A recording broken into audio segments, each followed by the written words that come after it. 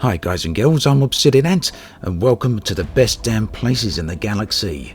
Today we're taking a look at the Coalsack Nebula and the nearby pipe sector. There's a very unusual beauty out here. The place is much darker than a lot of other locations within local space, and it is indeed in local space. You can get here within a very short journey.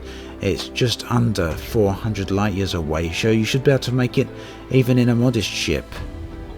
As you start to approach the pipe sector, you see the black clouds hanging there in the distance, and as you travel past them, you start to see the Coalsack Nebula, a place that can be almost pitch black, yet has a beautiful red colour associated with it. And navigation around the Coalsack Nebula is an unusual affair.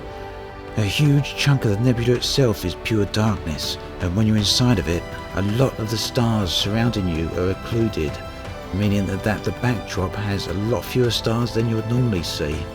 And this, combined with the lighting from the local stars, can provide some rather dramatic effects.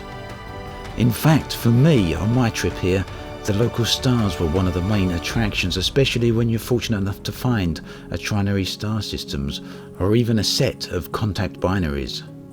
Before you head out to any nebula, one thing you always want to make sure of is that there are plenty of stars both within the nebula and around it. There are some nebulas within the game that you can't actually get inside of, and so be sure to check on the galaxy map before you make your trip so that you don't have a wasted journey.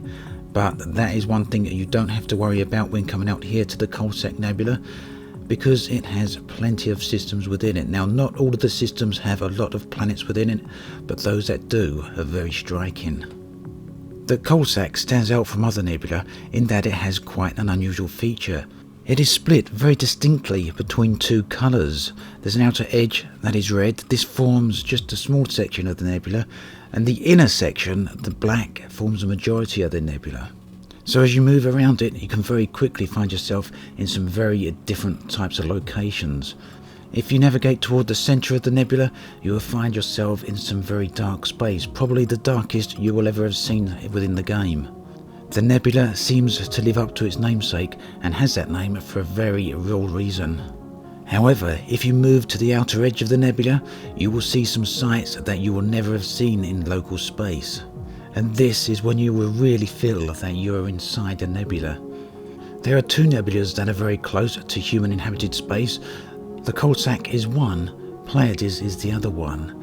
However, it is the Coalsack that will probably give you the strongest contrast in terms of colours. And this alone makes it a very special place, and is probably one of the most unique places within an 800 light year radius of Earth. For those of you that want to land on planets, this is no doubt going to be one of the prime destinations. Once down on the surface of a planet, you'll be able to look up and see a sky very much like this one. And seeing this from the depths of a canyon or against the backdrop of a mountain range is going to provide for a very stunning sight. Imagine the view from the surface when seeing this sky transition to sunrise. If you've never ventured out of human inhabited space, or if you've never visited a nebula, the Coalsack is a clear and obvious choice to be your first destination. If your ship has a jump range of around 20 light years or so, you should be able to make it here in around about 1 hour. It's a trip that is well worth it. As always, thanks for watching, and I'll catch you guys and girls next time. This is LHS 142, one of my favourite systems from my earlier playing days.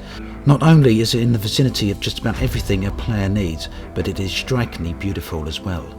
Taking a look at the system map, you can see pretty much immediately why that is. It's got a binary star system here with 5 decent planets, as well as 4 stations and 4 outposts. Now 2 of these stations are right on top of the central stars, and this gives for some stunning vistas.